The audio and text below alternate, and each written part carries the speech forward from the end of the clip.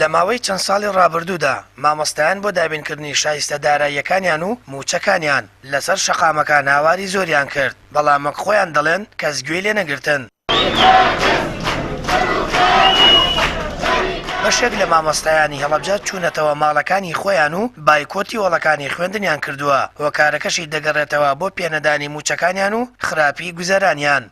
مامۆستایان هەم فەرمانبەران ئیتر لە توانایانان نەمێنێ و دڵنیا بنەوە کە هیچ ئەمەلێک و هیچ ئیوایەک نییە و لەم چەند ڕۆژەی دوای کۆبوونەوەکە بەڕاستی زۆربەی زۆری قوتابخانەکان زۆربەی زۆری مامۆستاکان ئەمەلیان نەماوە قوتابخانەکان داخست و ئەمەش لە ڕاستیە بەرپرسی یەکەمی فەوتانی خوێندن ئەنجومەنی وەزیرانە، سەرۆکی ئەنجومەنی وەزیران و جێگرەکەیەتی ئەو مژدە یەک لە دوای یەکە ناخۆش و بێ ئەمەلانەیە کە بە خەڵکێدەن.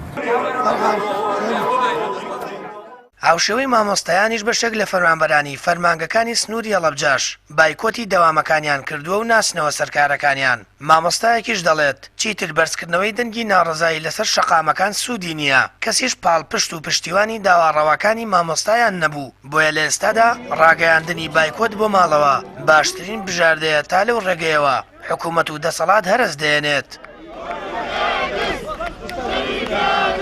زۆرینە مامۆستایان ساتو سەر و قەناعەتی ئیتر داوام بەم شێوەیە ناکرێت و پێویستە قۆناغی یەکەم دەرگای قوتابخانەکان داخرێت و قۆناغی دووەم فشارێکی گەورە بدەسەر ئەو دەسەڵاتە دروست کرێت تا ناچار کرێ یا واز بهێنێ یا ئەو مافەی کە حەقی خەڵکە و لایەنە بیدەنەوە و ئەمەرکە ئێستا مامۆستایانێکی سەرشانی خۆیان جێبەجێکەن دەرگای قوتابخانەکان داخەن، بەڵام ئەمە بەس ئەرکی مامۆستا نیە، ئەرکی هەموو چین و توێژەکانە، چونکە ئەم فەزاحەتە ڕووی کردوتە پرۆسەی پەروەردە ئەچێتە ماڵەکە هەموو ماڵەکانەوە. ناچارین ئێتر دۆخی مامۆستا گەشتوتە ڕادەیەگەیان بووی بە کۆیلەی فیرعەونەکان، ئەرکمان بەسەراجەیە بەجێەکەن، بە زڵم و زۆر داوامان پێەکەن، لە ترسانە داوامیان ینی ئینسانێکە لە ترسانە داوا پێ بکەن و گیرفانیش خاڵی بێتی ئەمە کۆیلی فیرعەونی کاکە ئێمە کۆیلێکی فیرعەونێتی بەسەر لەبەر زیاتر لە سوکایەتیکردن و بێڕێزیکردن بە مامۆستا و بێڕێزیکردن بە چینی فەرمانبەران سنووری خۆی هەیە. من وەکو خۆم بایکۆتی ماڵەوەم کردووە، لە ماڵەوە دانشم، فەسڵ مەکەن، چیم لێکەن لێم کەن.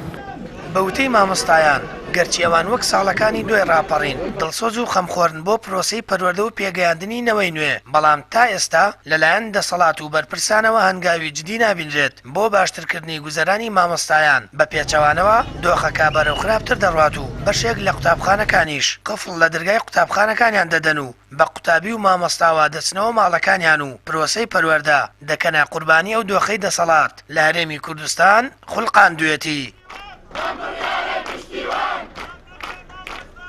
لە دروستبوونی دەوڵەتی عێراقەوە تا ئێستا موچەخۆران و مامۆستایانی کورد هێندەی ئێستا دۆخیان خراپ نەبووە، وێڕای خەمخۆریان بۆ پرۆسەی پەروەردە و پێگەیاندنەوەی نوێ.